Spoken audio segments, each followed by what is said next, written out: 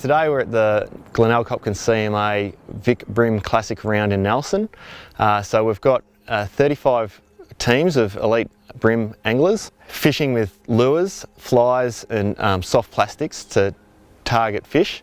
The tournament is a catch and release tournament, so the anglers keep the fish alive in live wells in their boats where there's well oxygenated water, and it's a low stress environment for the fish. The fish are weighed and then returned to the river, so it's really low impact fishing, and these are some of the best bream fishermen from across the state. Well, here, obviously, first year we've joined forces with the Glenelg Hopkins CMA. Yep. Just tell us about what you guys are and what you're about and why it's a really good combination with the fishermen. We see it as a real win-win if we work with recreational anglers, because we believe that they can be real advocates for river health, which is what we're trying to do here at the CMA, to try and restore and protect rivers like the Glenelg River. The work that we do to promote sustainable fishing and catch and release fishing with the tournament series, the guys that fish our series are really environmentally minded. So to have someone like the Glenelg Hopkins CMA, and their whole objective is to make sure that the systems that come under their umbrella and the waterways are, in pristine condition, and projects are in place to ensure that when you do go fishing, you're in the best possible environment that you can based on all the projects that they do. So it's an awesome combination. I think we'll work really well together.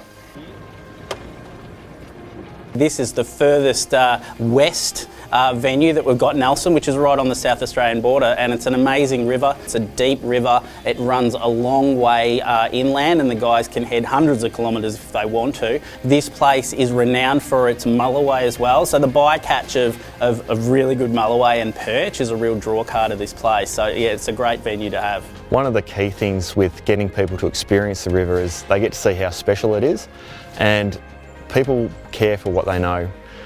So for people to come and get to know the river, see its values, see how healthy it is at the moment, but also get an appreciation for what it could be, is really important for us. So I'm from Mount Gambier. I fish here probably 3 to 4 times a week. The reason why I like the Glenelg so much is its diversity.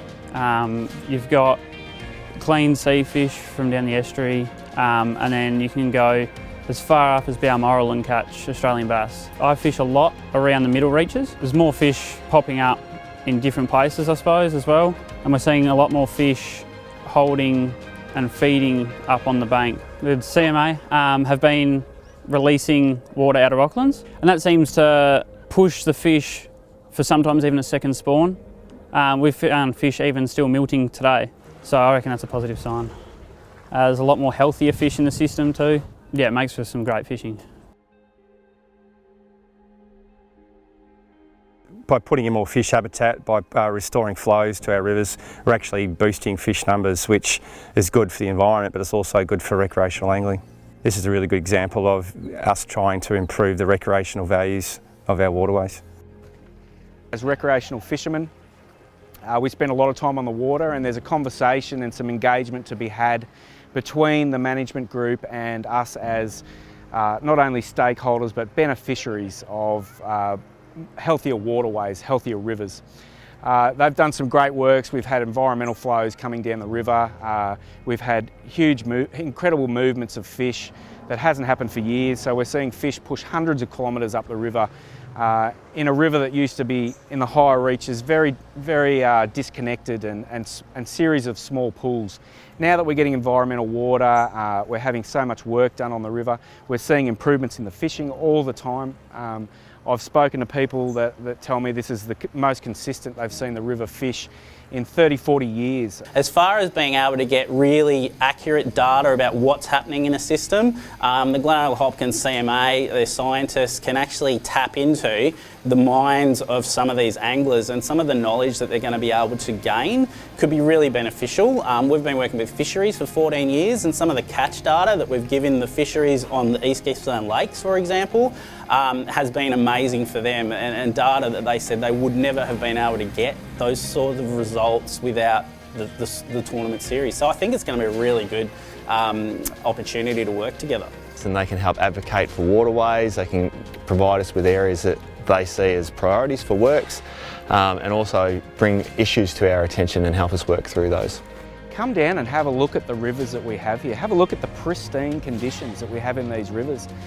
and take a moment to consider that it's our management authorities that are making sure this is here for the future, not just for now, not in 10 years we see a degraded system.